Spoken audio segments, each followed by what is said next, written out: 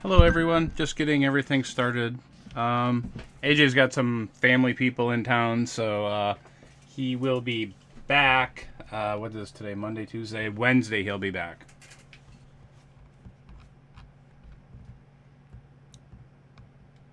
Can everybody hear me? Yes, we can. Okay. Thank you, LA.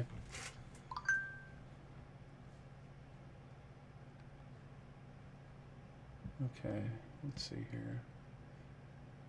How does the YouTube stream look? It says excellent connection. Can anybody let me know? Does the video quality look okay? Looks good. Okay, thank you. Okay, thanks, Ewok says sounds good. Perfect.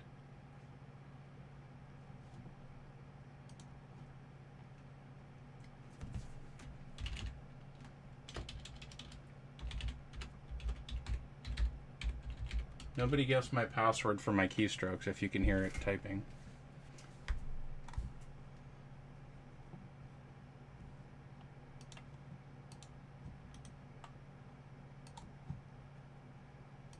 Okay.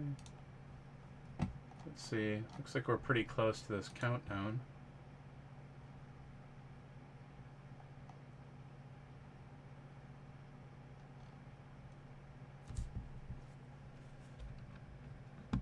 Oh yeah.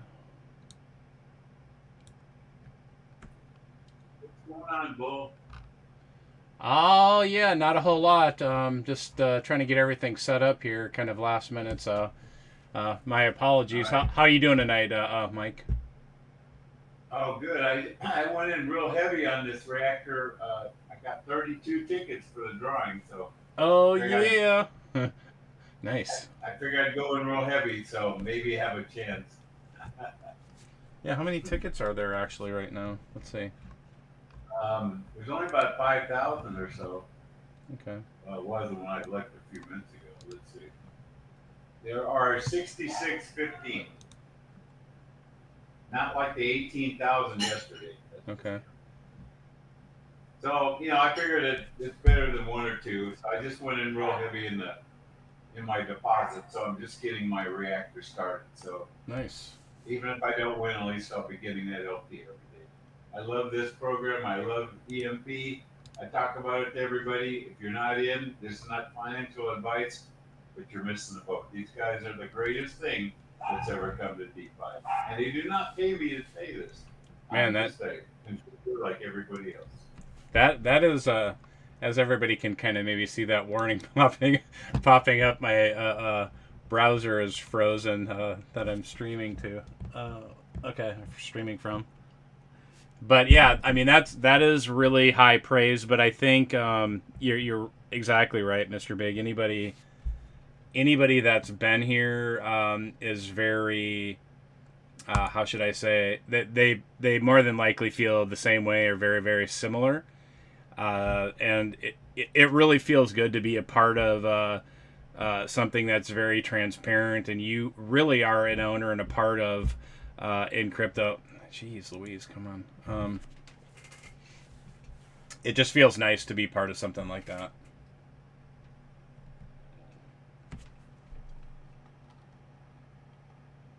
So yeah, good luck to everybody. Hopefully there's a winner on here today. Come on, what is it? Darn message keep popping up. So you'll just have to deal with that live stream page being static and not doing anything. It's a dummy account anyway. There's, like I said, AJ has obviously the team wallet page, which I do not have access to. And that's why you see the zero balance is always on whenever I host the stream, because it's just this display account, if you will.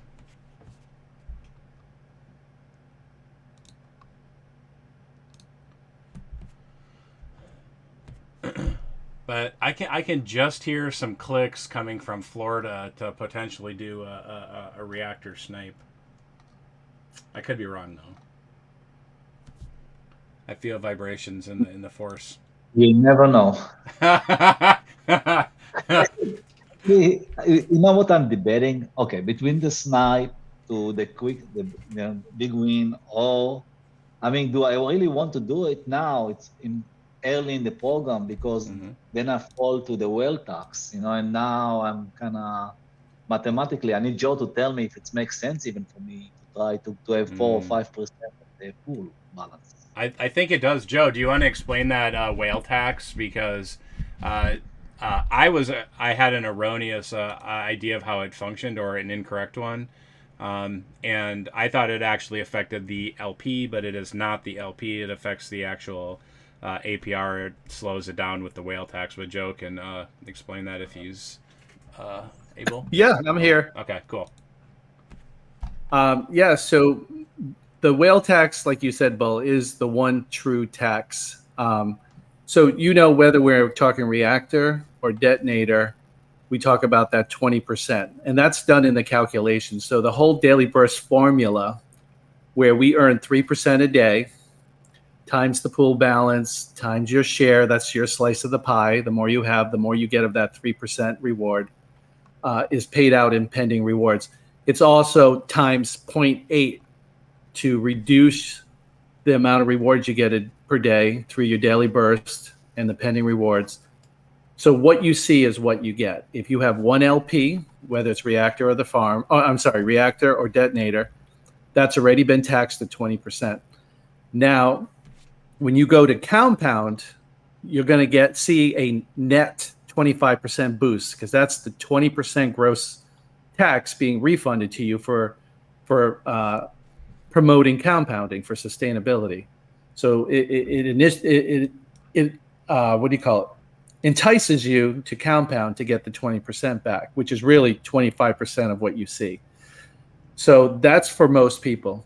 When you get the tax, you're at, say, 1%, it's a 5% tax. And when you get the 2% of the pool, you're at a 10% tax, and it keeps going up from there. That tax is in addition to the 20%, and it's already accounted for in your pending rewards. So what you see in daily burst and pending rewards already accounts for the whale tax. The difference is the whale tax is the one true tax. You don't get that back when you compound. So again, when you claim one LP, you're going to get one LP even if you have the whale tax. But you're throttled, or your daily burst is slowed down through the whale tax, which is non-refundable. So just think of that. So whatever you see in pending rewards is yours to keep, and already does account for the whale tax, but you don't get it back for compounding. And of course, you don't get it back for claiming because it's already taken out. Mm-hmm. Does that make sense? Perfect. Thank you. Yeah, no problem. So AJ, whatever his daily burst is actually cut in half because he's at 50%. So what he sees already accounts for a 50% tax. So his daily burst is reduced a lot because he's so high up in the pool share ownership. And over time, as more people go in the reactor, it will drop down little by little. So you just kind of have to do the math to see where that plays into your holdings and what you can potentially win versus what you put in and all that good stuff. Perfect. So when everybody becomes a whale, now you know. There you go. Yeah. So like one of my goals, like before in the detonator early on, I was getting too high and, getting a 10% tax. That's not that high, but is that what they mean by getting high on your own supply? Exactly. That's what they mean. And you don't want to get high in your own supply. That's right. Or you get locked up in a shower with a chainsaw, right, Bill? Something like that, yeah. You get the remember the movie? Yeah. Yeah, okay. Anyways, Scarface, get high in your own supply. Yeah. That's where it came from. Yeah. Anyways, so when early on when the pool was smaller, there was a few of us over 2%. And while that's great to have a bigger share of the pool, you get more rewards. I was like, wait a minute, I'm getting 10% tax. If I just fall down to 1.99, my tax just got cut in half. I'm only paying 5%. So it actually worked out daily burst wise a little bit better by just hovering just below the 2%. Now, because the pool's so big, no one's close to 2%. So, it's not a problem anymore. That's kind of why you want to encourage those big friends of yours to go in and dilute you, because it's kind of beneficial for everybody. Not just, if you're a whale, telling your whale friend to come in, but you get the instant rewards. But from the whale side of it, you're going to get diluted, and that tax is going to impact you less. And then, of course, the pool balance grows, and that just gives another mouth to tell somebody else that, hey, look, come check this out. This is an awesome protocol, and not just one, but we get to double the fun with Detonator and Reactor. Speaking of which, 2 minutes. I need to keep on task here. Yeah, you do your thing there. So that's the thing where like you talk about someone who has such a huge bag, they keep winning snipes, they keep going big in with bigger bags. Yeah, they do, but the system throttles them back, where if they get so big, they're going to get hit with a 50% reduction in their daily burst. So the system automatically puts the brakes on, so they can only claim so much, and they can't drain the pool because they own a bigger percentage of the pool versus everybody else. So that's the neat thing on how the whole thing's designed. It's pretty magical. Cody King on YouTube says, if I win the lotto, I'd be happy to donate to the whale tax. LOL. My way of giving back. There you go. There you go. That's good stuff, Cody. Well, can I say one more thing? Oh yeah, for sure, man. This is a community. I was just going to say, I was thinking about it the other day to help us on the views on our YouTube channel. Because what I do is I turn the YouTube channel on, but turn the sound off, and then listen to Telegram. This way, you can do both, and you'll help out the views on the Telegram. I mean, on the YouTube. Yeah. 100%. Yep. I'm not. Yeah, that's what I do. I'm not very good at telling people to do that. AJ's a better director of that than me. I just come on here to act like a crypto dad and laugh about stuff. But no, this is fun. It's a great protocol. I honestly, I don't know why everybody in DeFi doesn't want to come over here, because there's so much to learn, there's so much to do, there's so much to earn, right? We can earn while we learn. Of course, that's a tagline here. And so that's incredible. And to be able to do all those things, and it doesn't cost. Oh, look at that! That is a heck of a snipe right there. 55 LP. Get your instant rewards, people. Yep. Everyone's pending rewards should have ticked up a little bit. Yep.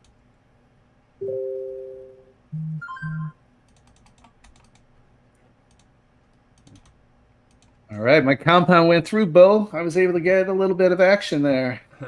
Yeah, I'll be happy to tell everybody my compound on that little click that came through was pretty good, a pretty good amount. But I surrendered it to the pool because I had that gas error. So you're welcome. It's all good, friends. I love the protocol, and I love all the people here, and that's no BS. It's the truth. Tons of good people here.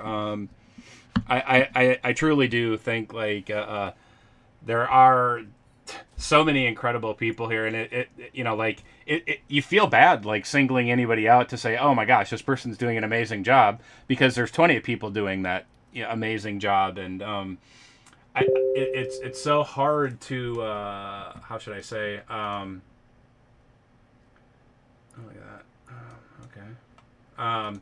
It really is so hard to congratulations to the winners, by the way. It is so hard to want to give anybody single them out and give them praise, because I don't know how you feel about it, Joe, but a lot of times I feel guilty not running through that list that acceptance speech at the Oscars or something, oh, I want to thank this person and this person and this person and that person, and it's tough, right? Oh yeah. So just real quick with the did you talk about the multiplier yet? I got on a little bit late. No, I didn't. Go ahead, man. Okay, so we rolled over. Again, congrats to anyone who won. If you click on View Largest Deposit under Protocol Overview and go to yesterday. And I would do it, can but see my that page is frozen on the live stream, so sorry. That's folks. okay. Okay. 55 LPs took the largest deposit, and we also had 20 and 6 and 5.97. You can see the whole list, so nice, healthy day of deposits. And then today, we've had people putting in 0.5, 3 people, and someone putting in 0.24. So the people putting in 0.5 obviously getting the 50 tickets for deposits. So when the reactor rolls over, if you had a 1.01 multiplier, you'll still have a 1.01 multiplier because it's based on the detonator deposits and compounds. So after a rollover in reactor, if your multiplier says 1.0 and you're not earning anything, and the best way to look at it is actually in the bottom right. It's going to say multipliers and there's a drop down. And you're going to see 2 subcategories, one for deposit multiplier and one for compound multiplier. They might both say 1, or they might say 1.01 for one or the other, or both. If, say, you want to make that 0.5 LP deposit to earn 50 tickets, and your multiplier isn't turned on, it says 1.0, then what you needed to do was make the deposit over in the detonator. But here's the thing. The detonator rolls over in an hour. So if you do it now, just realize that once the detonator rolls over, it's going to go back to 1. Mm-hmm. So if you don't have your multiplier turned on, it may make sense for you to just wait until the detonator rolls over, and then you can make your deposit of 1 LP in the detonator. That in turn will turn on or activate the multiplier for the deposit in reactor, and then you can make your 0.5 LP deposit and earn that extra boost. On the compound, it works the same way. We just rolled over, so there's nothing to compound right now. It should be very little, unless you're bull, then you probably have a ton of LP sitting in Bull and Florida Joe probably already have 1 LP earned. Who knows? But anyways, to be fair, I'll tell you, I have $3.42 in gain right now. So, anyways, when you want to compound in the reactor, if you're going to do it, say tomorrow before the rollover, you can do it anytime after the rollover today, which happens in an hour. A little less than an hour. You can make that compound. Just to be clear, the detonator rollover. Detonator, I'm sorry. I'm going to keep screwing that up. No. So the detonator is what drives how long you have the multiplier in the reactor, not the reactor rollover. Mm-hmm. And just remember, everybody listening, this is day 2 on the job for everybody here. So it's a work in progress. So today I had the multiplier for my compound, and I had the multiplier for my 0.4 LP deposit in the reactor. And that was because yesterday and this morning in the detonator, I did a deposit and I did a compound this afternoon. Sorry about all the beeps. And I did a compound. So both of them were activated. So I'm good in the reactor for both compounding before the rollover and then making my deposit after the real rollover, because again, the detonator is what drives the multiplier. So hopefully that was clear. I know it's a little complicated, but after you do it a couple of times, it'll make sense. So that means today, after the rollover of detonator, in 55 minutes, my multipliers will go back to 1 for both deposits and compounds. I don't care about deposits because I don't have to deposit again until 24 hours from now. And the compound, I have until right before the rollover to make that compound in the detonator so that when I compound tomorrow, I'll have that multiplier bonus. Does anyone have any questions on that? Now, is that cumulative if you deposit a little bit at a time and then get up to that threshold of 1 LP in the detonator to get that? Okay, perfect. Yep. For most people, you're not going to really be stacking LPs, but you might. Yep. If you say you did it by accident, or you just have a little extra in your wallet and you want to make that deposit, or you want to compound a partial LP, you can make up the difference to get you over that, or at or over that 1 LP threshold to trigger the multiplier in Reactor. So yes, it is cumulative. Perfect.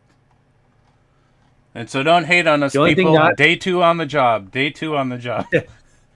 The only thing that's not cumulative, both in Reactor and Detonator, are tickets. So when you compound or you deposit, it's based on that moment how many tickets you earn, and you can't earn a half a ticket or accumulate by putting in, a little extra later to make up for the shortfall. Right. So when you do your deposits and compounds, try to do it within the 1 ticket price for each, so that you kind of maximize your ticket production. Is the Win It Now winner? Do they happen to be on the live stream?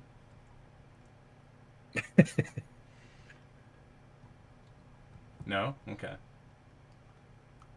And I'm assuming no lottery winners on the live stream. Yeah, otherwise... I mean, we had four winners: the Win It Now, the largest depositor, and 2. I'm a lottery. Oh, I'm a lottery winner this live stream. My 32 tickets. You won today? Yeah, won the lottery today. Yep. You're kidding me. That's awesome. Yeah, first time ever. I've been around for a few months. Sweet. Yeah. How many tickets did you have? Do you know? I had all but about I think I was about 15 or 20 short, something like that. So I had Okay. Yeah. I didn't. Good for you. My compound wasn't big enough yet. Oh, okay. Awesome. Yeah. Congrats. Did you ever win in the Detonator? No, I have not. Oh, so you love the Reactor now? Way better than the Detonator. Yeah, it's great. Nice. That is a hell of a reaction. Yes. I was pretty excited. Guess I'm gonna have to have 50 tickets tomorrow, maybe get a chance. Yeah, I deposited a full half of 0.5 LP, and then compounded as much as I could. And I had initially deposited, I think, 7 LP. Awesome. So how many LPs did you win today? Did you see? Let me look real quick. Yeah, it's You won 44 or 41. No, there were 2 winners. Yeah, there are 2 winners. Do they split that? 20. You won what? 20.80. Mm-hmm. Yep. 2. Yep. 20.8. So you won just shy of $9,000. It says 17 here. Yeah. I don't know. Yep. 17? 20.8 times 865. Oh, 20. Okay, times what? 422? 865. No, right? Oh, no. I'm looking at eShare. I'm sorry. I'm looking at the wrong thing. Yeah. Hey, Joe, no worries, bro. Broseph, this is second day on the job. We're gonna make some errors, but the important thing to remember, people, is everybody here that is working to really make this a better project. This is all about honesty and integrity, and we might say the incorrect things at time, but it's never intentional. If you have a tag by your name and people have known you in the community, anything isn't representative of the team per se, but we always try to give the most accurate information, especially what we know. But I don't think we can say that we know 100% of everything. And it's very easy when I mentioned this yesterday, that if you talk to somebody who's a coder with a different language, or just a coder in general, it's a different language, so that the way that they speak or the way that they write something to you might not necessarily be in line with the way that you think, and you might misunderstand what they say. So we always do our diligence to make sure that we check with other Army members to make sure that that's their interpretation. But it is possible that sometimes we say incorrect things, but it's never intentional. So let me get back to this. He just won $18,000 just like that. Yeah, boom. Yep. Yep, roughly. Boom. Yeah. That's Change, yeah. awesome.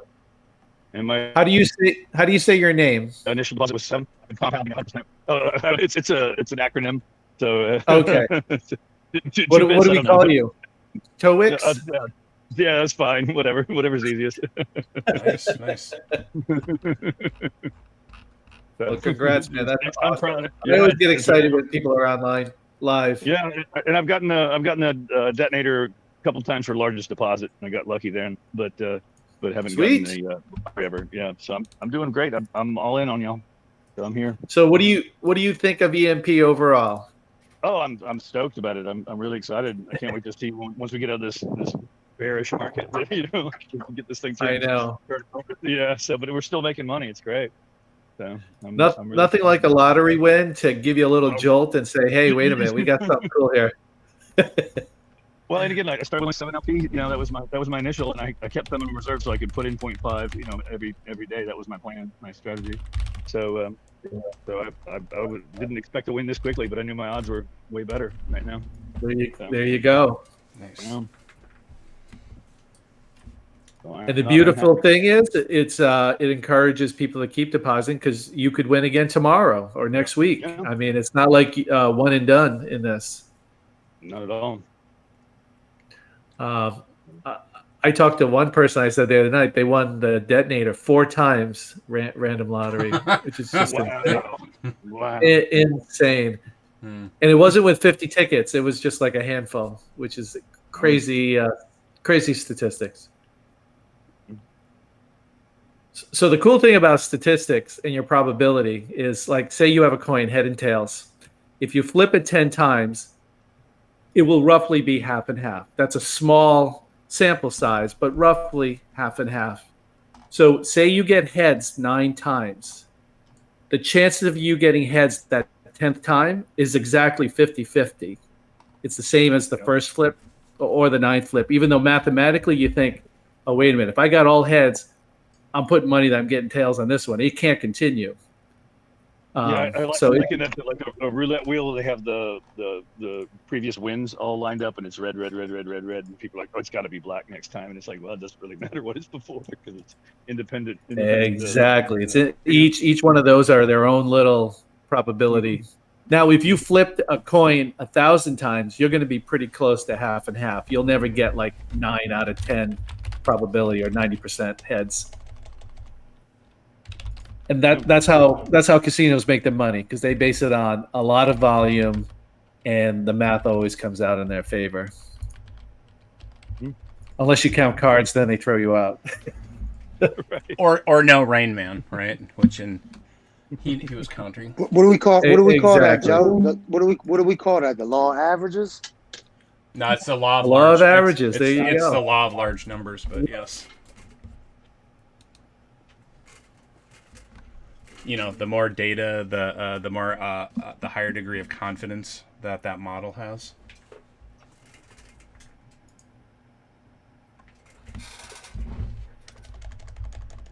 Sorry, I'm just. Hey, hello guys. Can you hear me? Yeah. Hey, this is Steve. I just wanted to say hi. I am a friend of AJ's. I've been making those videos. I'm a Splinterlands Maverick who's been kind of showing the Splinterlands team our new partner project and trying to get more of them to look at it and stuff. So I just wanted to say hi. Hi, Steve. Hey, Steve, great video the other day. Yeah, thanks. And thanks to some of the community. You've been coming on and leaving comments of like little mistakes I made or just little things I didn't realize. And it's helpful because I am still learning a decent amount about the project. I respect you for videos. I made my first one like 2 or 3 weeks ago on how to migrate your MetaMask to a ledger.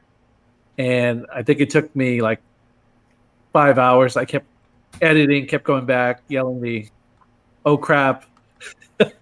And then my second one went a little better, but I got a little too confident. I noticed that it wasn't as clean as the first one. So I got to find a good balance. But each time, I assume it gets better. So anyone that does videos, I give them credit, like yourself, Kurt, and 99 Cryptos, everyone else.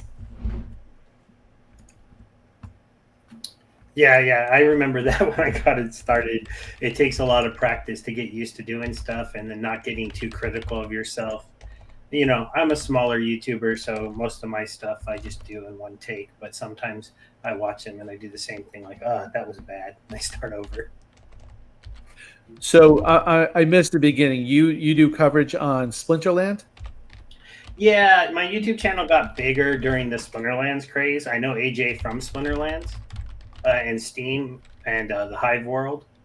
So we've Got talked it. in the past about some of the other stuff he's done, and then eventually, I realized when the partnership with Splinterlands happened that he was doing this, and so I started covering it on my channel because I see if the two communities did start to work together, there's an interesting partnership that allows both to benefit and you to grow your portfolio in both of them. Yeah, definitely. I'm very excited. AJ is supposed to do a tutorial video for beginners on Splinterland, and I fall in that bucket. I did take some EMP and buy some credits over there, but I still need a whole overview on which cards to buy, strategies, but most importantly, I want to know how to make money over there. So I'm more interested in the money, but I bet by doing that, I'll get interested in the games, and hopefully it doesn't become a new addiction because I just can't fit another thing on my plate. Yeah, there's a lot of different ways to make money in that game at this point. If you don't want to play it, you can just buy assets, and there's rental services that'll rent them out for you, and you'll just get a steady passive income in the currency within the game. You can play the game. They have a tournament structure if you want to get really competitive. They also have, their land ecosystem coming up. So there's still land plots for not as cheap as they originally sold, but in a down market, they're cheaper than they were a few months ago. So there's a lot of different things to look at. Very cool. Do you mind giving me just a quick overview? And I realize there's probably a lot of parts, kind of like explaining EMP and all the different protocols. There's a lot to explain, but can you just give me a quick little thing on what strategies one could use to take EMP over to Splinterland and start making money? Like what's the path? I would say it depends on what you want to do. So if you look at the game and you don't want to play it, and from an investment standpoint, probably the best thing that you could do, if you take some of your profits from the EMP and you go into the Splinterlands ecosystem, you're able to buy things that should appreciate in the near time future. They're in the middle of their Chaos Legion pack sale, and traditionally when their packs sell out, they usually double to triple in price, because at that point no more will be issued. So that's always a play that's kind of interesting, because you can buy them right now for $4, and they'll probably be up to around $10 or $15 a few weeks after they sell out. But that's like a longer play, right? Because they still have about half the packs to sell before they reach that point. So you could build those up. If you're interested in owning assets, then it's getting somebody to take you through some of the better NFTs within the game, and then you can buy those up. And I would suggest renting them out for now, waiting for the market to hopefully tick up, and then those cards would become more valuable and you could sell them for a pretty good profit. So it's like the ability to own it, rent it, get some ROI instantly, and then wait for the cards to go up in value. And assuming the bear market lifts all ships, then the Splinterlands assets tend to go up because they're tied to the cryptocurrencies within the game. And so all the cards should at least go up 20, 30, 40%, and the best cards will go up a lot more than that.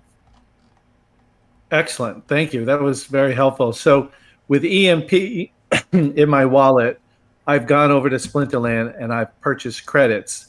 In the drop down, one of the cryptocurrency options is EMP.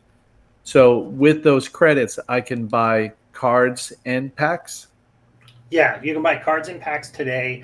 One of the updates pretty soon, they're going to add in the non-card market to the Splinterlands website, and then you'll be able to buy land and totems and some of the other assets that are within the game that currently you have to go to a Hive Engine secondary market to purchase. You can't actually purchase them on the Splinterlands site at this point.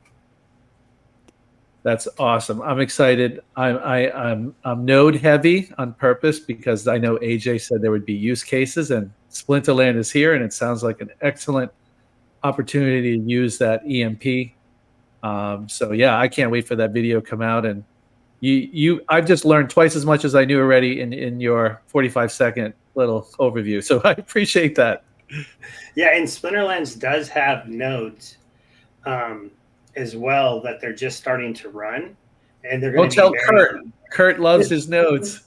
So they just put them on sale. They're selling them in the tranche model, the way Gala Games releases theirs. They sold through their first tranche. They're in the second one, so the second tier of pricing. And they're going live to start paying out in about a week. And then during the beginning, you're just going to get a payout without actually having to run a node. Then they're going to release the node software, and you can run a node, or technically you can delegate your license to somebody else who's running a node. And then you can make the return without actually having to run the node, is what they've hinted at in the beginning, which is an interesting model. But the idea behind that is they wanted like the early investors to be able to maybe buy 10 node licenses and get a return for all 10, but only have to run one node in the beginning. Wow. That's crazy. So Steve, I just clicked on your name in Telegram. I copied your YouTube address, plugged it into YouTube. I just subscribed. I see you have 4.3 thousand subscribers, and you have a whole litany of videos. So I will definitely be checking some out. Appreciate it. And anybody else who wants to learn more, just click on his name, and his channel's right there. Yeah, question for you also, Steve. With you say they're going to be adding some more things that you can buy with the credits. Can you also, will that also be like the potions or something that you can, when you actually buy the cards with the credits or the packs, where it gives them the boost? Oh yeah, I believe you can already buy those with credits if you want. The potions for additional chances if you decide to open your packs. Yeah, I think I actually had to get DEC to do that, and I had to actually get that on the hunt. It's better money to do it with DEC, but you can do it with credits. Because DEC is currently under $1 peg. So you save like 30% on a potion if you buy your DEC instead of credits to buy potions or technically packs right now. Yeah, because their stable coin is like 1,000 DEC tokens are worth $1. Currently in the secondary market, they actually cost about 70 cents for 1,000 tokens. And because they also fell under peg in this downturn, and so they recently changed the game mechanics, so not as much DEC is being minted anymore, and we spiked up 20% from where it was, and then pulled back a little, and so now there is that way. I haven't double checked. I know you can buy credits with EMP, which is really good for buying cards and anything that comes onto the secondary market. But can you buy DEC? Let me check. So, Steven, what kind of prices are the cards? I'm sure there's a whole gamut from like peanuts to like big bucks.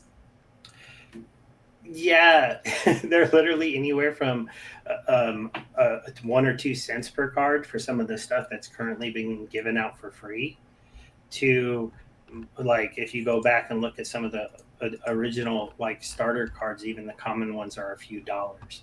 And it's kind of funny to think, but when you look at those appreciations, you could buy it. These cards are going up by like hundreds of percents once they stop being issued and stop being given out for free because of the way the ecosystem works. To level up cards, you burn cards. So they're in high print, and then people start to get them. They start to level them up, and they start to shrink their print, and then no more get made. So that's the way they eventually start to go up. But I've seen this since I've been in Splinterlands, since the days of Alpha.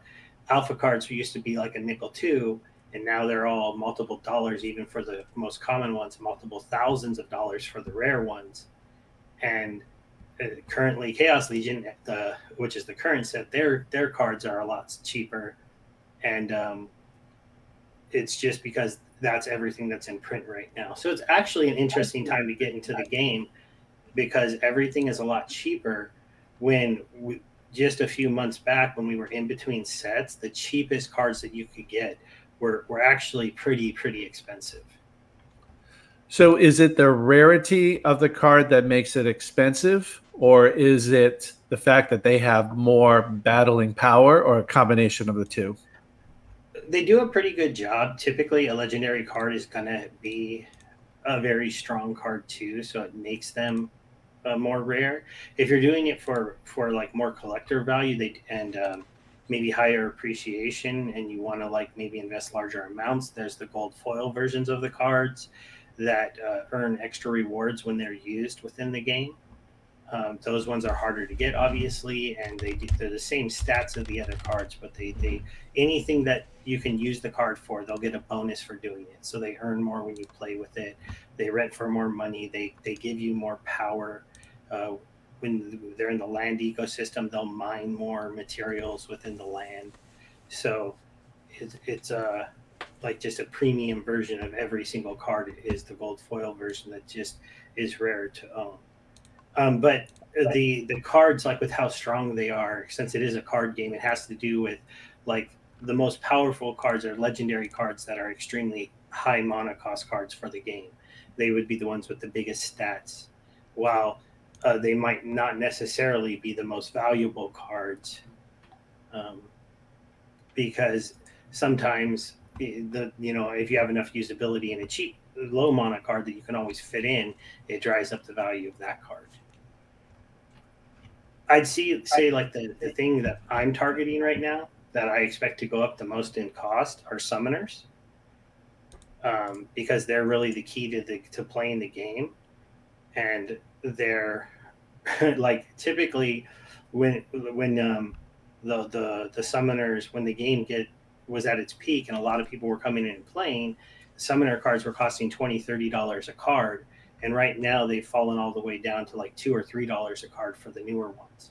And it's just because they're in print. But once this print cycle ends, I'm expecting these summoner cards to go back up in price. And there's a lot tied into the SPS token in Splinterlands, because now that's become the token that you earn for playing. So if they can get that token to run, then it'll attract more people to the game. But we're waiting to see. There's supposed to be a lot of news in the Splinterlands world this month, but I don't want to talk too much about that. This is awesome, Steven.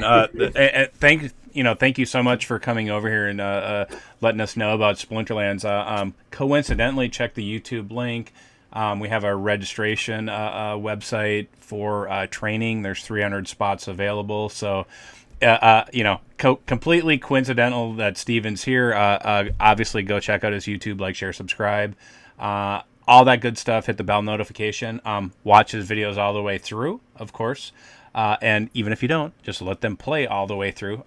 Is your channel ad monetized, Steven? Yeah, it is. Okay. Perfect. So even if you're not doing anything, make sure you watch his content. But if you've watched that stuff before, let it play all the way through so that he sees a little bit of reward for all the work that he's putting in, promoting Splinterlands. And here he is talking about the partnership and how to play Splinterlands and how to get in, how to maximize all that stuff. That's obviously an incredible asset. As he mentioned, he's a monster maverick, which means he's a mega space whale over there in Splinterlands. And you've probably been in there since day one, I would imagine, or real early on.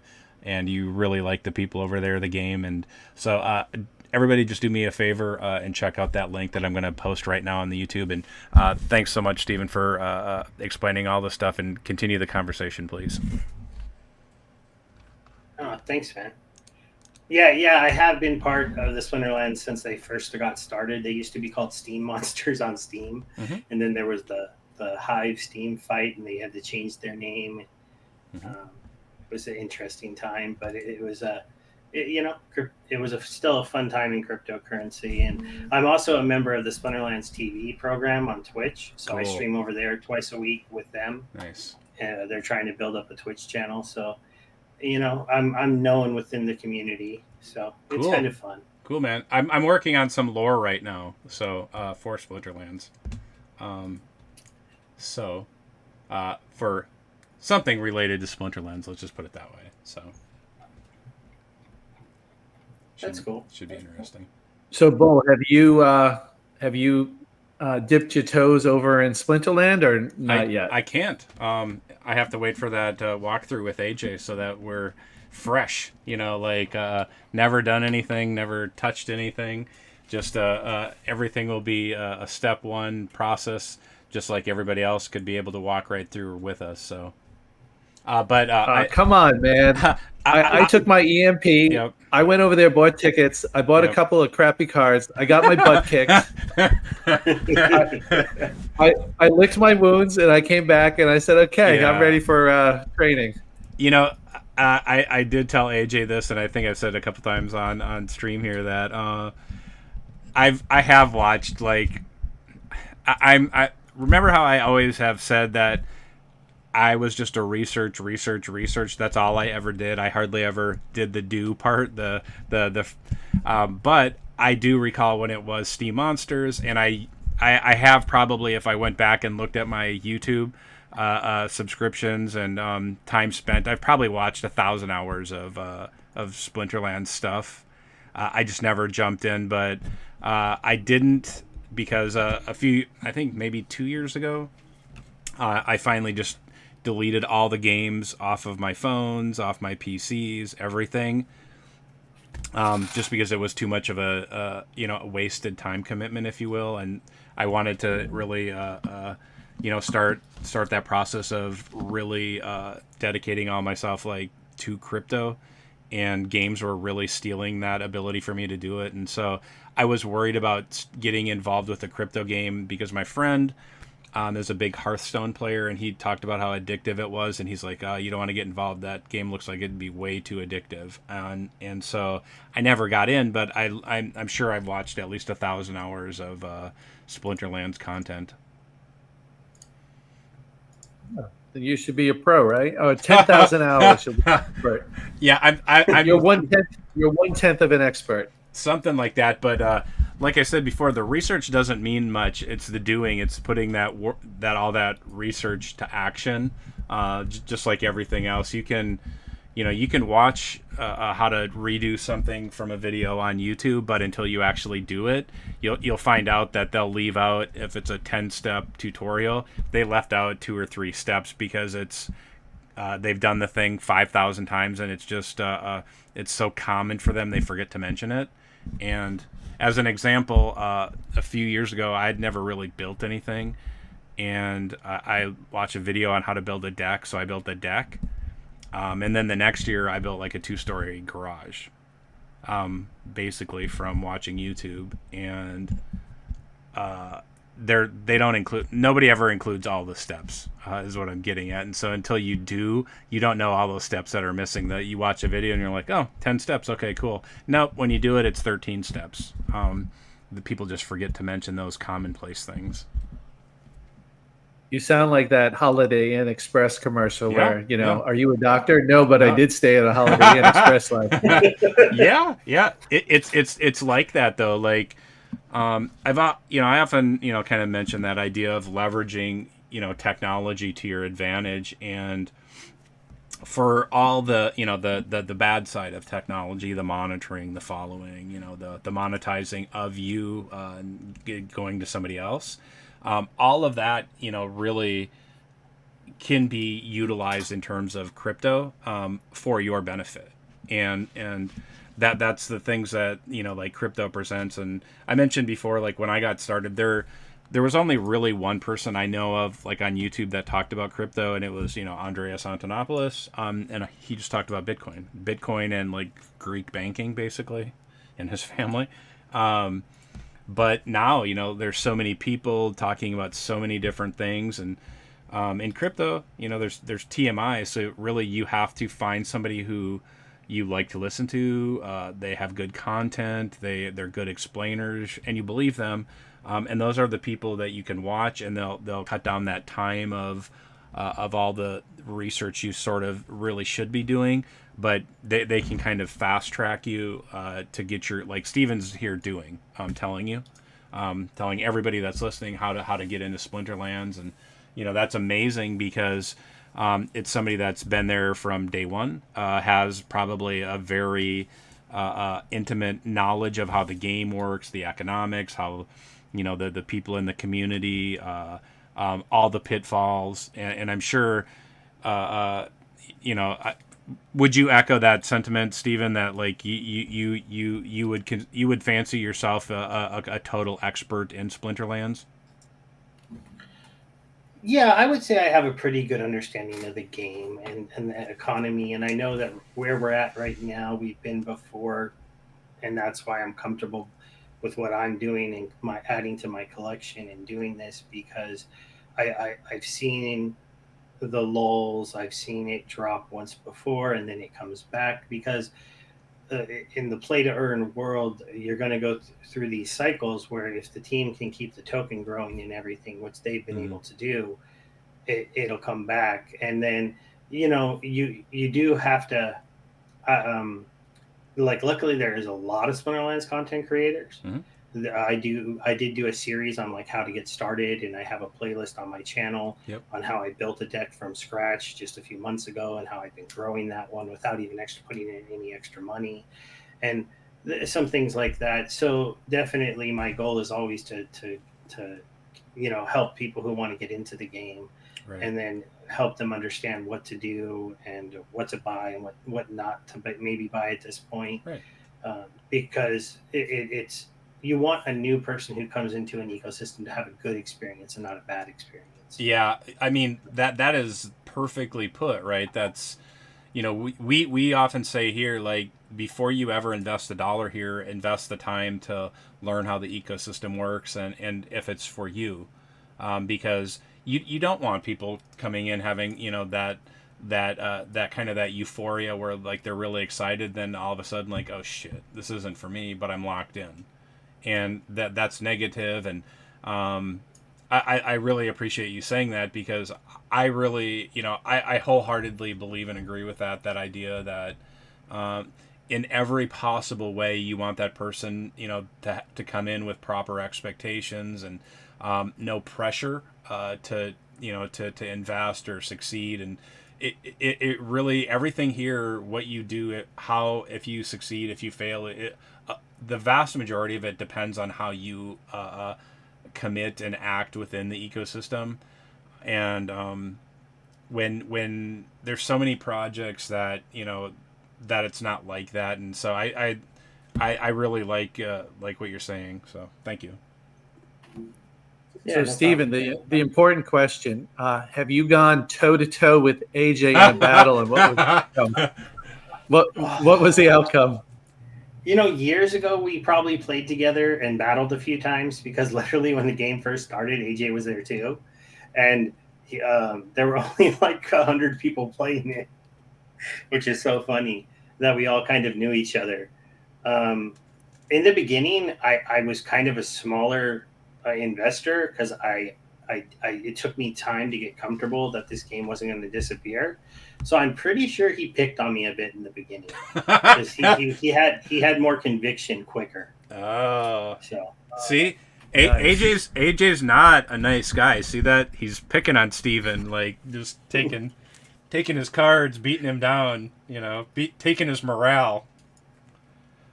But yeah, no, that's BS. AJ's a super the nice nicest guy I ever met. Yeah, true. Yeah. And I just read his announcement that from yesterday, a mistake on the lottery, and he refund the guy whenever the winner. Yeah. And he gave him the 8 LP. I mean, how many people would do that? Right. Just think about it. I mean, for us, it seems like it's obvious, but if you look in real life, not many people will do it. Yeah, that's definitely something to bring up. Like, that's the standard that AJ and the team have created here. Ultimate transparency, to share that. I mean, maybe not even everyone noticed that, that the UI said that, but he always wants to be ultra transparent with us and share that with us. And if there's ever been hiccups, they're always dealt with immediately. That's what sold me on this protocol, and on AJ, just how honest and open he is with us all the time. If you hear my dog drinking water, but that's what sold me at the beginning, and just continues to sell me over and over and over again. There's just so much openness and transparency, and I appreciate that so much. And so, LA, I heard you are going to the Splinterland festival over in Las Vegas. So congrats. Do you know what you're doing there? There's going to be an EMP booth, and you'll be talking about EMP.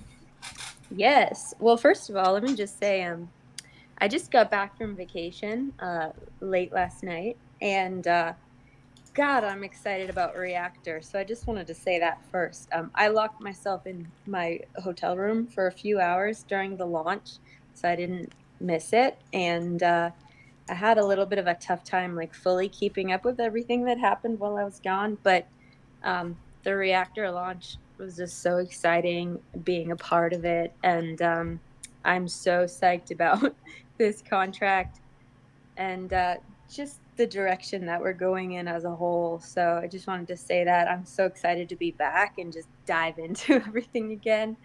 And we've got another Medium article coming out tomorrow about reactors, so watch out for that.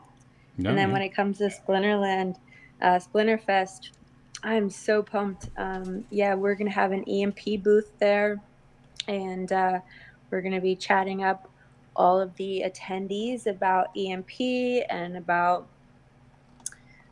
Detonator Reactor. We're going to have a chance to have a 20-minute talk at one point, and I'll be there for the whole event and answering questions, chatting with people, and just educating people as much as possible about how awesome EMP is. Sick. Awesome, Eli. That's very cool. Yeah, that's awesome. It's something that I envisioned as kind of like a future kind of goal, or something that I would love to be a part of and do more often in the future for EMP, because I love this protocol so much, and I would just love to travel around to talk about it because I just feel so passionate about it. It would be easy to talk about how much I love it, you know? Yeah. Right. It's easy to be excited about it, right? With everything that's kind of exploded in the last few weeks, and we continue to do. Yeah, for sure. So what is your favorite part of the protocol? Detonator, reactor, auto compounders, nodes? I don't think I have a favorite. I think my favorite part is the way that the entire system weaves into each other. And if you follow the systems and do it properly, it weaves so perfectly together. And one thing feeds into the next, which feeds into the next, which feeds into the next. And it's just designed so perfectly. And that's what's my favorite. So what you're saying is, me asking you to pick a favorite, it's like asking a mother to say who's her favorite child, right? I only have one favorite child, and she's got 4 legs. She's a real dog.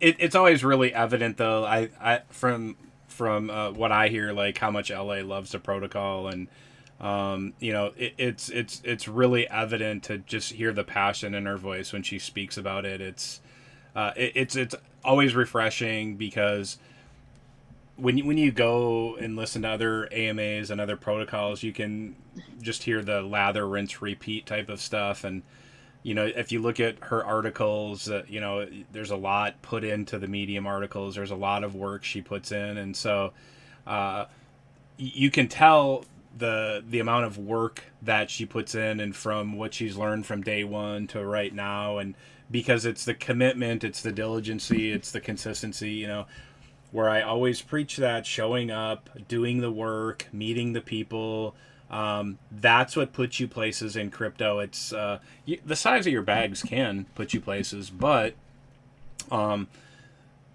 you're going to, I just have a much better experience when you make those crypto friends, and you can, see, we're here talking, we're laughing about how the things work on the protocol and making jokes about each other, and but not in a mean way. It's a positive, constructive, like, environment to kind of laugh about stuff. And of course there are times where we might get annoyed at somebody dumping a bunch of EMP and or repetitive questions, and that's fine. Repetitive questions, cool.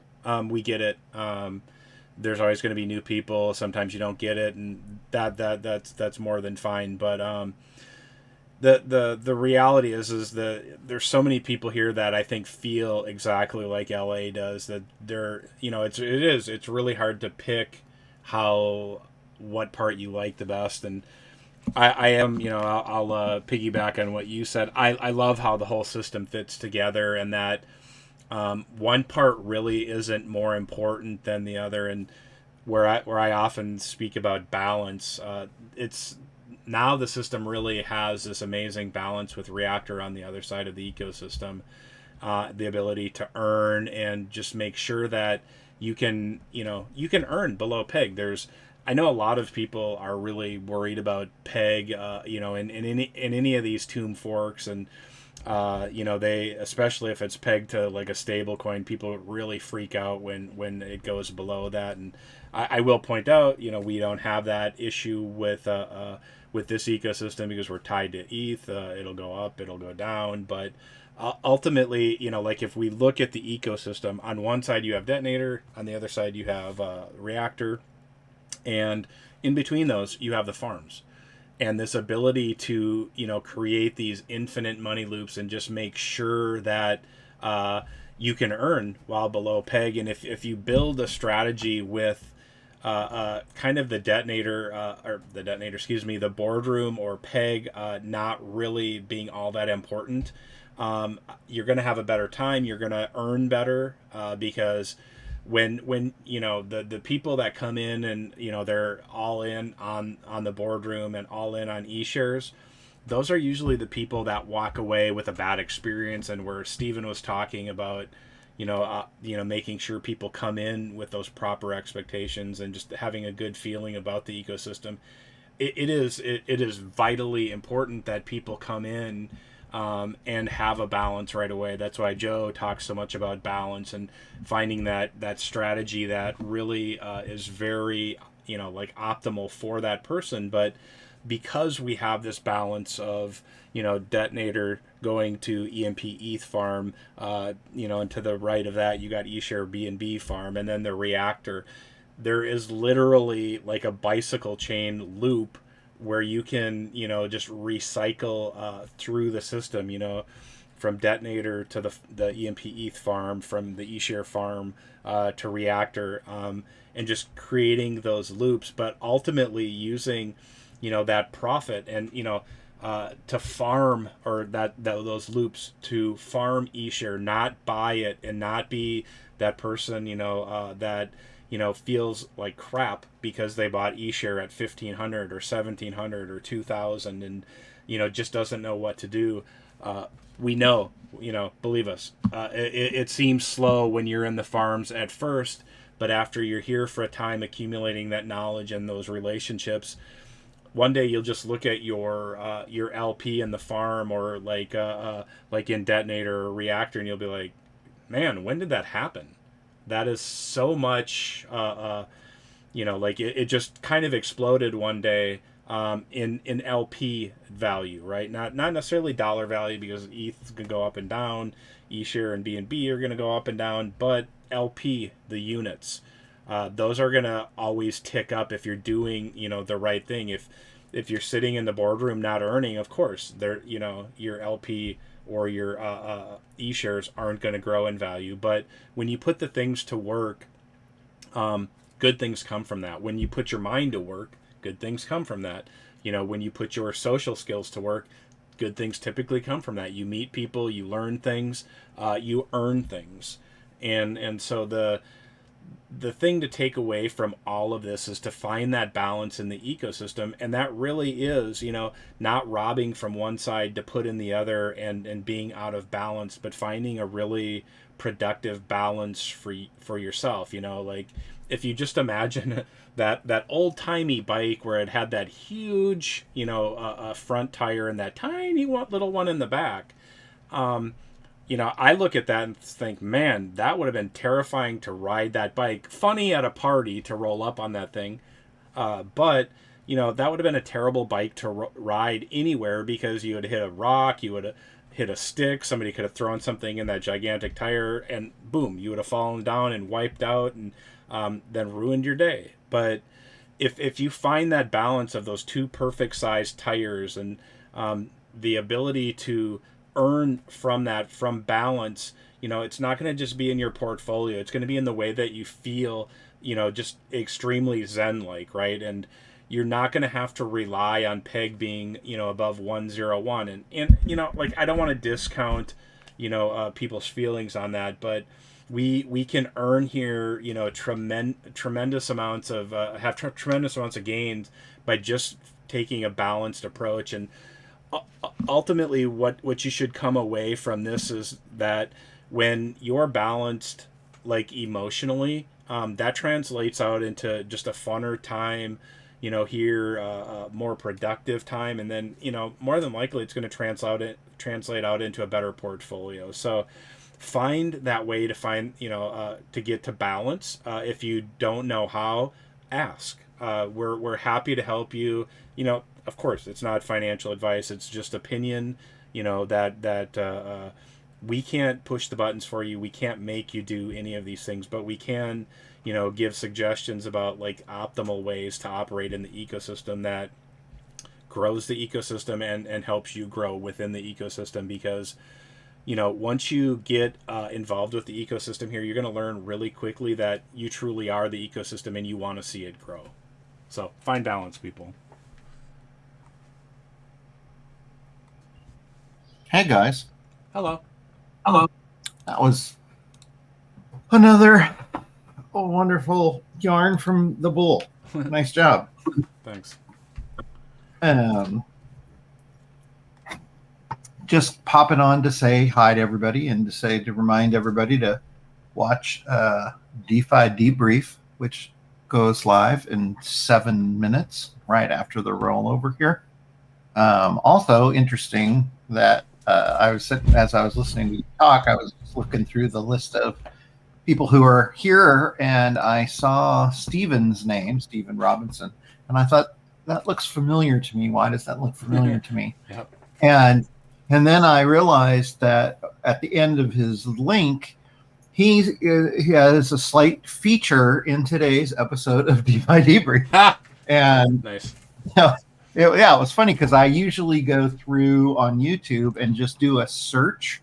So like today I was searching for content that I just was using EMP Reactor for keywords. Yep. And he had a video on EMP Reactor. And so there are links to it in DeFi Debrief, and there's a little blurb about that in the episode. So nice to meet you, Steven.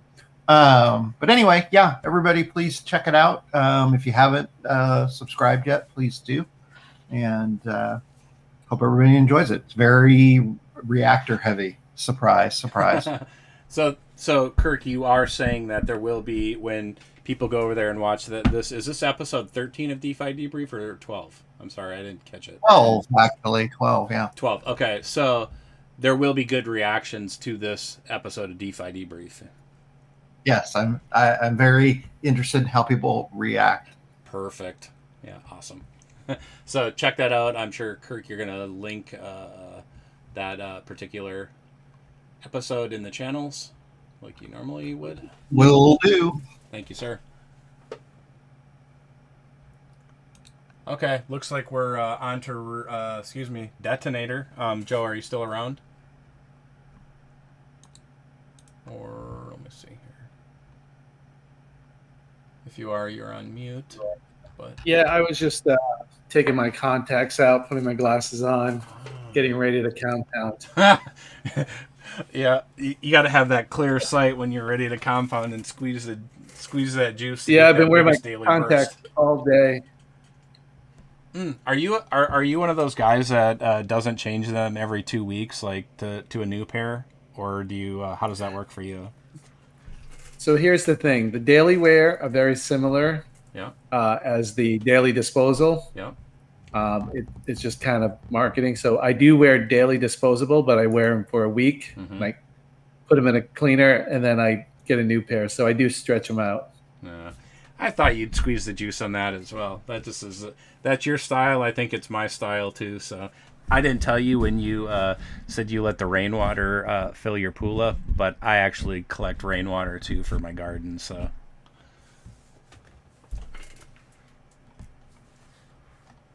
all good. So everybody, Detonator. I think most people know, but if you don't, this is a 365% ROI contract. Meaning, your deposit is locked in there, and you can withdraw a certain amount per day based on your daily, what's called your daily burst. That's EMP ETH LP that you would deposit. Let me see, 2 minutes, 40 seconds left. Okay, so multiple different ways to win here.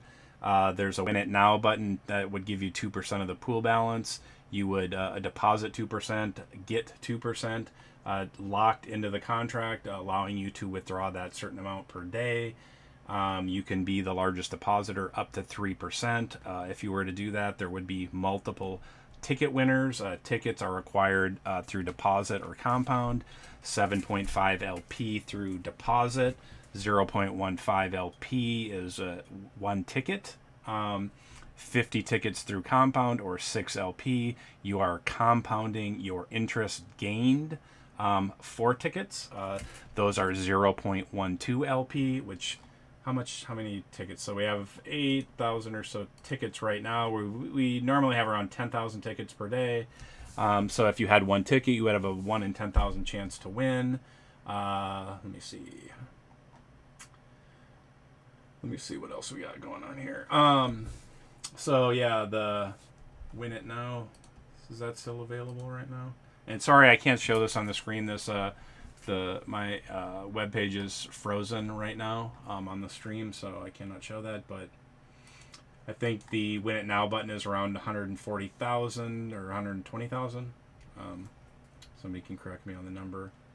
EMP ETH LP. What is there locked in this contract? About $6 million of liquidity right now, or 7. You can have a maximum of 100 tickets, 50 through deposit, 50 through compound. That's amazing if you're one of the fortunate people that has 100 tickets per day. And the new feature here, obviously after... Oh, no. My mouse is freezing. Compound here, friend.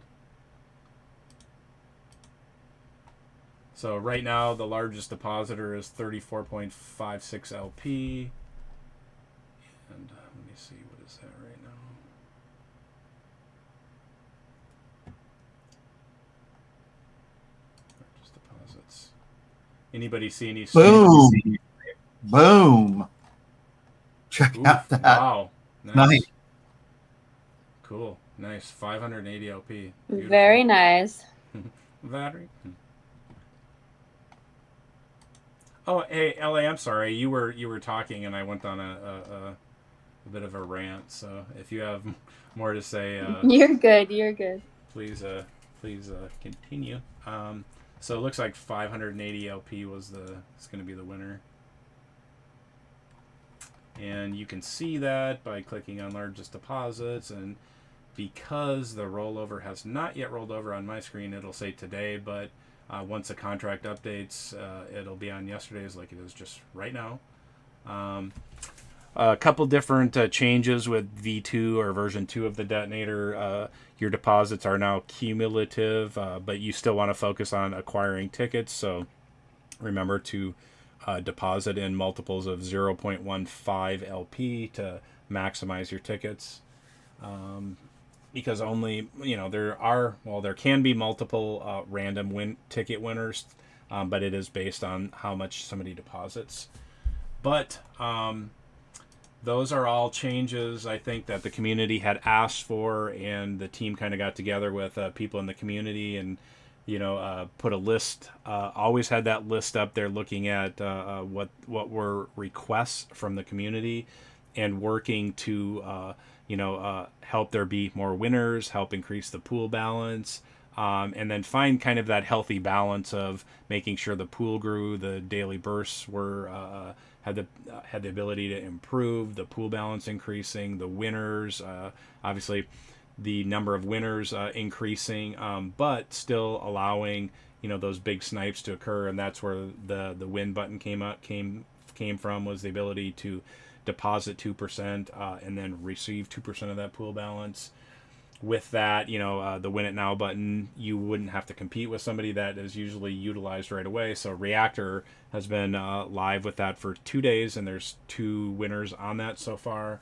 I think Detonator has about 4 or 5 times that's been selected, and that is about 120 to 140 grand, depending upon LP and the size of the pool balance. But that's been incredibly popular. But if you are more interested in like an auction style, you can do cumulative deposits throughout the day to try to win that largest depositor award, up to 3%. If you were a person that deposited 3% and were a winner at the end of that rollover period, you would be matched 3%. And so, yeah. Anything that I missed on that, Joe?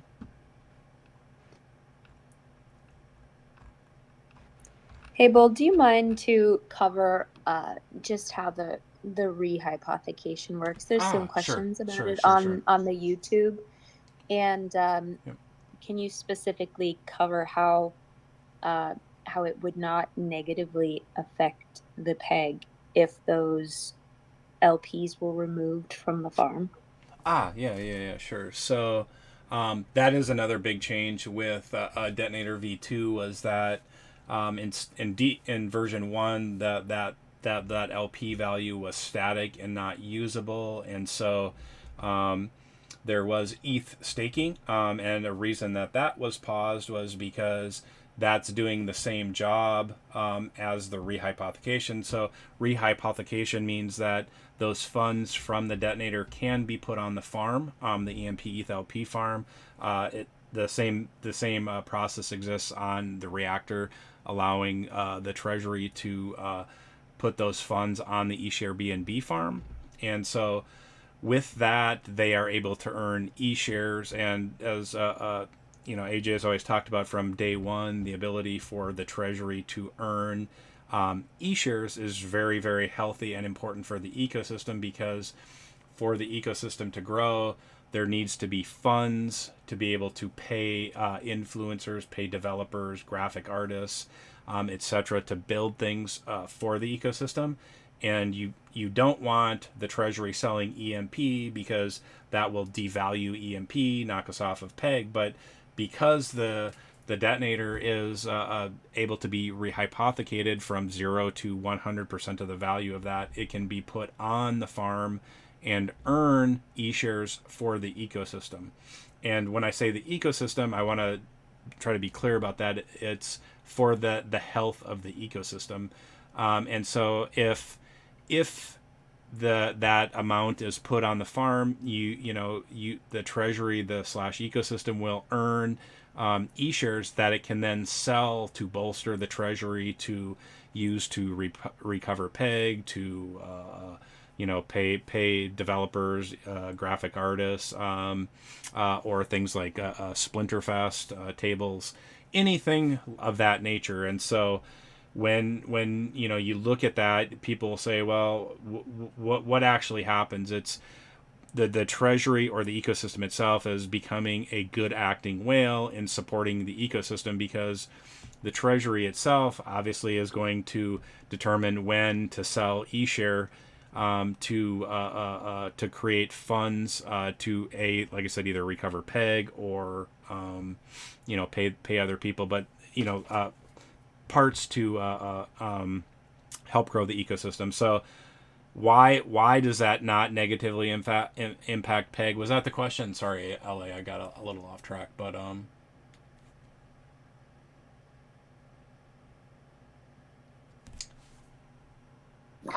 why it wouldn't be harmful for Peg okay. if they remove those LPs out of the farm, and okay. why they would remove them out of the farm.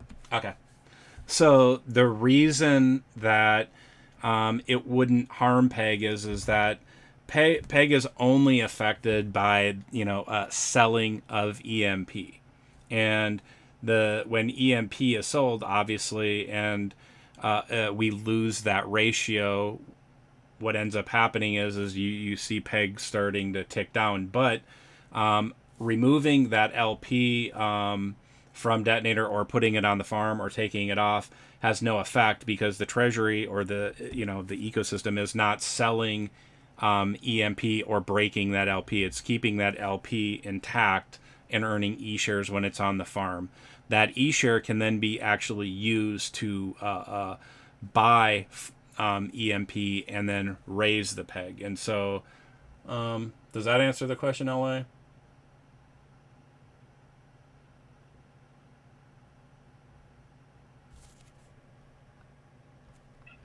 Sorry, I couldn't get it unmuted. So can you just explain like why they would remove, he wanted to know why they would remove the LPs from the farm if they had put it there. Okay, yeah, sure. So part of the health of the ecosystem revolves around the ability for other people to earn on the farm. And so if the detonator balance, I don't know what it is right off the top of my head, if that detonator balance is $6 million and that got put on the EMP ETH LP farm, you would see the APR of that farm dramatically go down, because that farm has X number of E-shares directed at it to support a certain APR or to encourage a certain amount of opportunity in that farm. And so when that APR would go down, people become concerned when the APR goes down in the farm. And when that APR goes down, it's because there's more TVL on the farm and there's more people competing for those E-shares that are directed at that farm.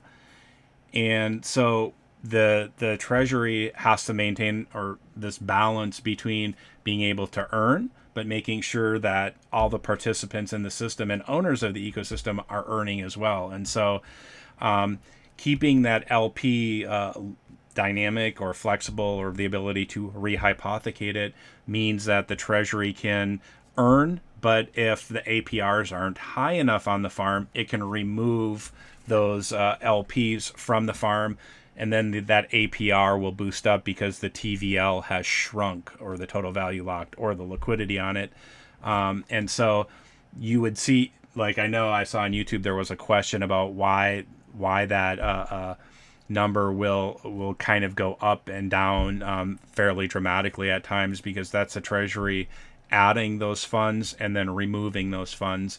And to that point, we look at what determines the APR in those farms, and it's E-share price. So we as owners here need to be aware that the E-share price affects APR. So the great thing that we have now at our disposal here is Reactor, and the ability to earn and boost the use case for E-share. And in the past, we've seen in Tomb Forks where the E-share or the share token can earn in two different spots, the boardroom or the farm. And when the boardroom is off, you typically see that share token lose a tremendous amount of its value, because it is most people anticipate or expect that the value of that share token should be derived from the boardroom.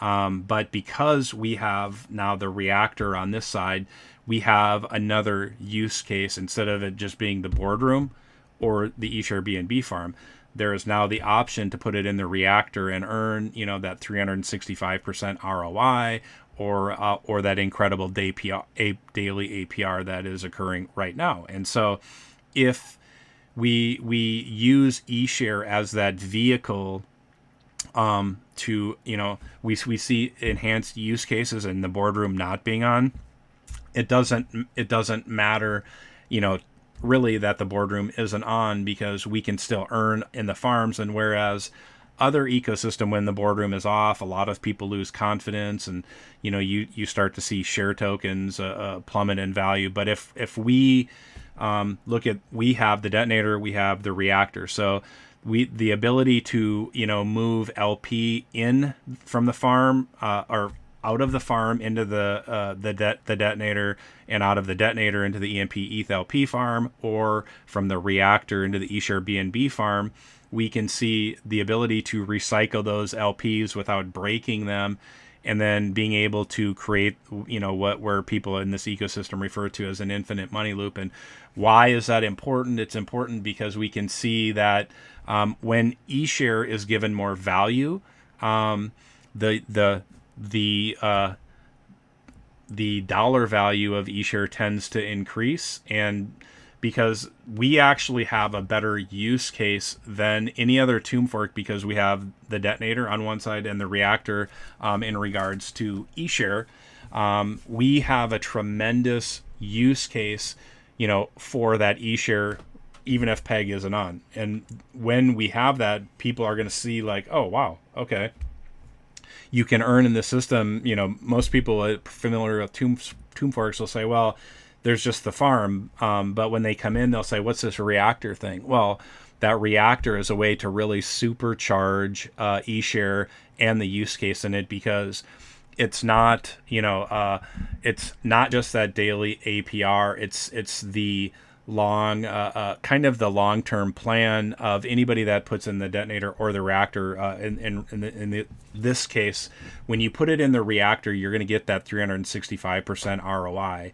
And if you were a person that did claim every day, you would probably put it back in the farm and then earn just straight eShares. And then being able to do that, create more eShares from your eShare BNB farm or coming out of the reactor, you're going to be able to really supercharge that loop, just like the detonator gives on the EMP ETH LP.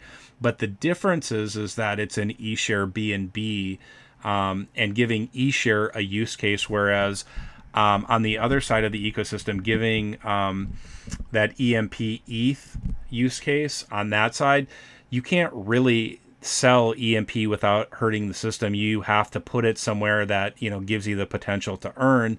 But some people are going to sell that. But if we look at the other side of that of the ecosystem with the eShare BNB, we can sell this and drive value through this side of the ecosystem. And by doing that, we should see after the system stabilizes and people really kind of find their strategies and balance, there's going to be some short-term volatility. Don't forget that. But when we see like people start developing strategies of how to use eShare BNB in the farm and in the reactor, and then being able to develop strategies to split those, or to utilize that eShare that they farmed in a different manner, be to pair up with the EMP ETH LP, or create more EMP ETH LP, or to pair with their node rewards, we will see less sell pressure on EMP.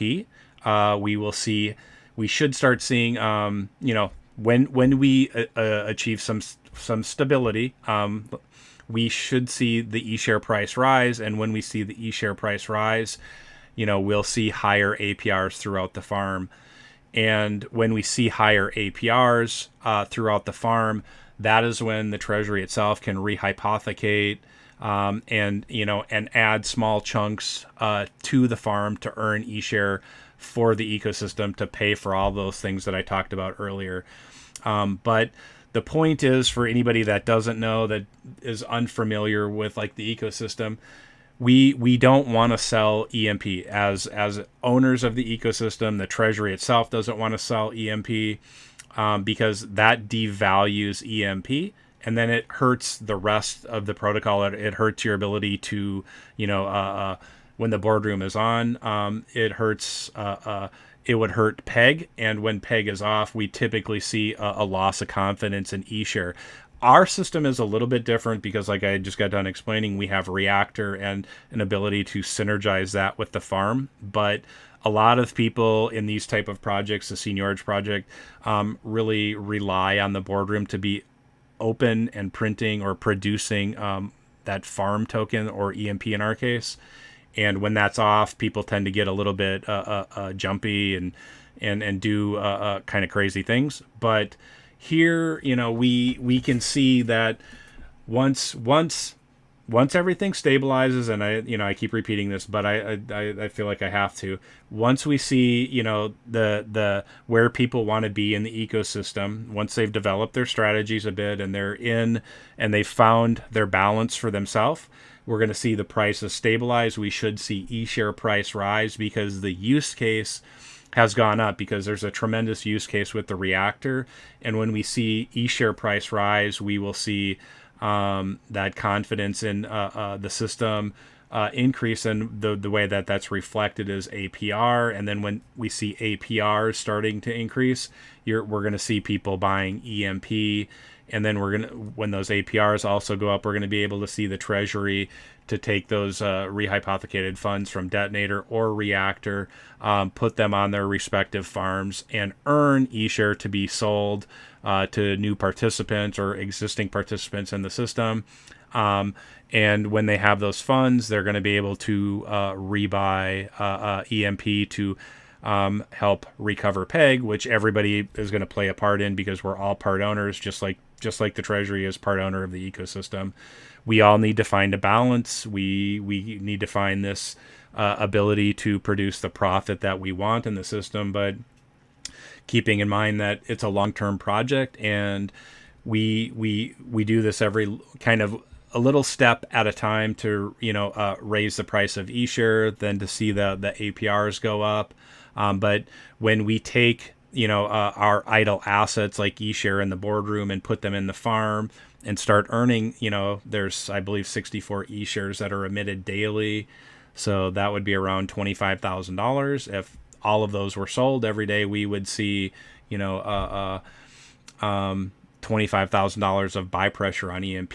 But people are going to develop different strategies. But the point here is that we can see a lot of profit being derived from eShare as this use case starts being understood by people with Reactor, and that synergy between the farm. We will see that eShare price rise, and then because that rises, APR rises, and then we will see the ability for the treasury itself to buy back EMP and then help recover peg, along with people in the system acting responsibly, and then gaining profit from that eShare side of it, and then also buying back, and then keeping in mind that as this is a long-term project, we will start ticking back up and climbing back up, up into the right towards that 1.0 peg.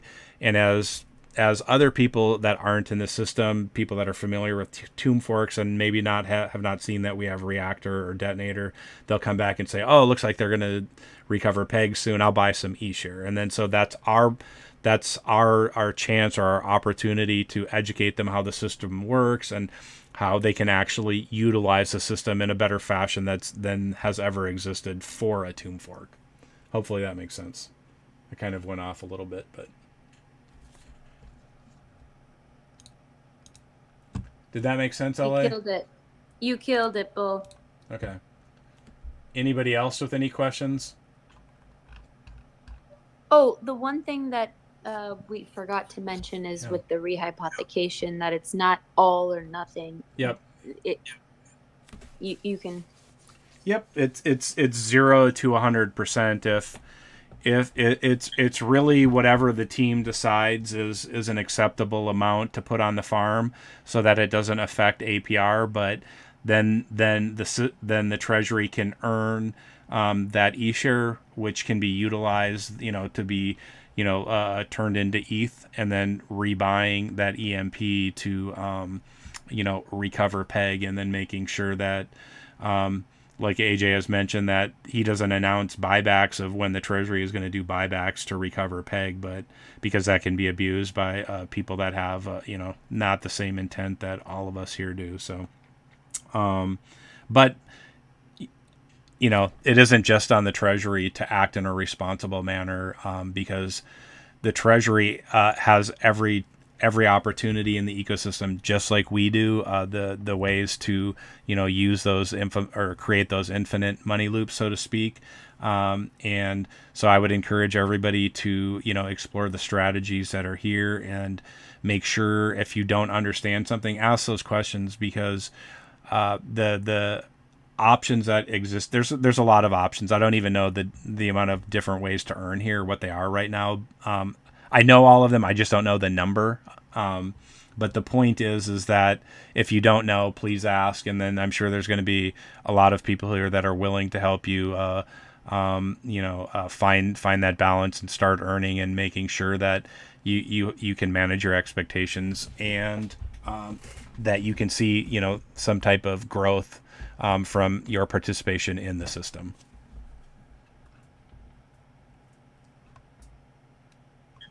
Yeah, totally. It's, when we watch PEG dip down, it's a result of many people taking actions, selling EMP, not just one person. Mm-hmm. And when we watch PEG be recovered, it's the actions of many people working together, doing positive actions that recover that PEG. It's not just the Treasury. It's not just one big whale coming to swoop in and save the day. It's actually the actions of many people who may not expect that their one action would make a difference, but many people taking those actions, and it makes a huge difference because so many of us are taking those positive actions. And so it's easy for one person to think that, oh, I'm just a small fish, it won't matter what I do, but we all really do truly matter here. Yeah, for sure. So did whoever asked that question, did that answer it? I know that's a very long and kind of convoluted answer, but You did answer it. Unfortunately, he said that he missed it and he was watching the US Open, and he's going to go back and Okay. he's going to go back and watch the replay. Okay. Perfect. No worries, friend. That's all good. Yeah. Like, I don't expect somebody to listen to me ramble on for minutes and minutes and minutes. But like LA said, just remember, like, everything depends really like on how you act. If you don't like how the system reacts, you need to change your actions. And if you're doing positive actions, you're going to see positive reactions from the system. And I would just encourage everybody to kind of look that we do see people that dump EMP, and I'm not here to sell shame people, but every now and again I do talk to a new person that has no idea that selling EMP negatively impacts like their eShare holdings. And when they finally have that light bulb moment, they're like, oh, I had no idea. I feel kind of like a shit for doing that. But I always just take it as an opportunity to say, hey, look, for the people that don't know, don't feel bad that you don't know. And we just take that as that opportunity to educate those people and not call them, oh, you're a piece of crap for selling. There is a chance that people don't know, them selling is actually hurting their eShare holdings. And so we can always take everything kind of as a learning opportunity to be those better listeners and not rush to judgment on people for like looking at on chain what they do, because ultimately we don't know what they know. We can't assume that they know what we know. And so I have my own opinions about how to do things, and I'm sure everybody has their own opinions on how they do things, but I know as from being here from day one that the fact that this community has been so positive and constructive and helpful, that it really does encourage the right people to be in here. And if we just keep doing that type of positive action and making sure that people are educated instead of judged, I think we're going to keep accumulating people, and we're eventually going to get over that hump of where, there's a few bad actors here that really kind of upset the apple cart. And past that, though, we really do have an opportunity in the system to earn, regardless if PEG is on. And I've told people, probably too much that, I don't really care per se if the boardroom is on, because the farms are really productive and really consistent. But when the boardroom turns on, I don't look at that as the chance to sell EMP. I look at that as the opportunity to time, my sells of eShare out, because that's what people are going to jump into. And I would encourage everybody to look at the system in regards of, making sure that you're building a strategy around selling eShare as your ability to, grow your portfolio in the system and not sell EMP. And that's, I know it might sound silly or crazy, but when that boardroom is on, when you sell that EMP, when enough of it's sold, it assures the people that are holding eShare that it's going to be worth a lot less. And we have all these pieces in place really right now to make it very, very profitable to build that system around taking profit from eShare. And I know people say, well, if I sell eShare, it'll be worth less. It actually won't. When people when there is higher volume on eShare, we tend to see the prices go up, because that means there's more people participating, in the buying and selling of that. And when people that are outside the ecosystem see that, those are going to be the people that come in and buy it at the inappropriate time. And not that I want to be able to, profit off of their loss, because they have every opportunity to come in to learn. But there are going to be the people that don't take any amount of time to learn. And, your goal in this system is to take profit from eShare, not from EMP. And ultimately, you can't determine, or choose what person is going to pay for what at what price, but you can determine, as LA said, what you do. And I would strongly encourage you to really understand that, all the profit you take from this system should be directly from eShare. So that being said, if anybody has any questions, let me know. Otherwise, I'm going to end the stream.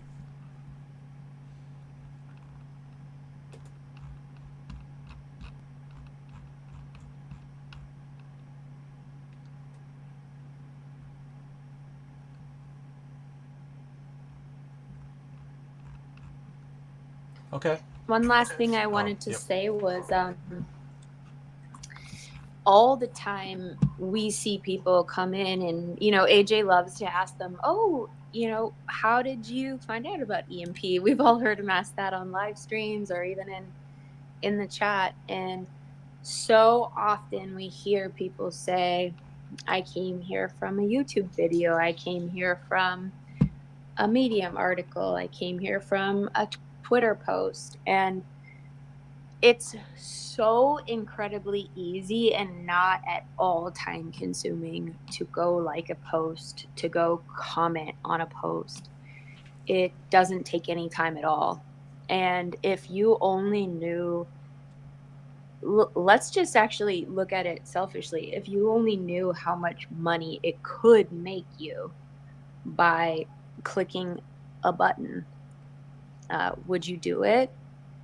But if you knew the positive impact it would have on the entire community, would you do it? I don't feel that there's enough people doing it. So I want to encourage everybody to just ask yourself what kind of positive impact it can have, both on the entire community and on your personal wallet, just by taking those tiny little actions that really take no time at all. maybe even just once a day for 1 single minute or 2 minutes a day, it can have a massive, massive ripple effect. And just like I was just saying, one person can make a difference, because if everyone only takes accountability for themselves and there's hundreds of people doing that, it does make a massive difference. And we all matter. We all do truly matter. And all the time, people come across this platform from those videos, from those articles, from those posts. And we're going to have more and more high quality influencers come onto this platform as Detonator and Reactor get bigger and more people want to get involved. And the more that we show them how we show up and how we support the content that comes out, the more that these people will want to get involved and promote EMP. And so I just want to encourage everyone to take that 1 minute a day, to take those 2 minutes a day, and truly invest in your investment. I know that you've heard us say it before, and I'm not judging you at all if you haven't done it up until now, but I want to encourage you to start. Good point, LA. You know, nobody can make you invest, but the first investment you should make is in yourself, because that's going to translate out into everything else that you do. When you build a better you define what better is. But when you build that better you, everybody around you benefits, and you're going to benefit the most from that. Okay, people. What's today? Monday. AJ will be back on Wednesday, and so hopefully, this stuff is helpful. I know there's a lot of stuff going on in the ecosystem with Reactor and Splinterlands, and thank you to Steven for coming on and giving us that kind of great rundown. And check out the link in the YouTube about the tutorial. I think there's 300 spots available for that. I think you sign up via maybe email. Not 100% on that. But check it out nonetheless, because like Steven said, he wants to help people succeed in Splinterlands. I know AJ wants to see people succeed in Splinterlands, and everybody, I'm sure the team over at Splinterlands has that same mindset where they want to see everybody succeed. And I'm sure we've all heard AJ say that the way that he wanted to see EMP built was modeled after how Splinterlands operates. So I think that's really high praise, and do yourself a favor and check out their Discord and their team and their community, because they are big supporters here, and they did play a large role, in AJ building this protocol. So please check that out, and then remember, at the end of the day, invest in yourself before you invest in anything else. Because that's going to pay the biggest dividends, is when you believe in yourself and you understand what you're doing. So that being said, have a good day, good night, wherever you're at. We'll see you tomorrow, and we'll just talk about different stuff. So cool. Any closing words, LA? Thank you both. Okay, thanks to everybody that's here and that spoke and listened and typed replies and typed on any of the Discords or Telegram, which, sorry, I didn't, it's hard for me to look at the questions and talk and then respond to people in DMs too. So yeah, good stuff, everybody. We'll see everybody tomorrow. Have a good day, good night, wherever you're at. And have a good night, everyone. And good luck for those lotteries in Detonator Reactor. So good luck to everybody tomorrow in advance. And remember about the multiplier. Ah, yes, the multiplier. Yes. So good day, good night, wherever you're at. Bye-bye. Bye-bye.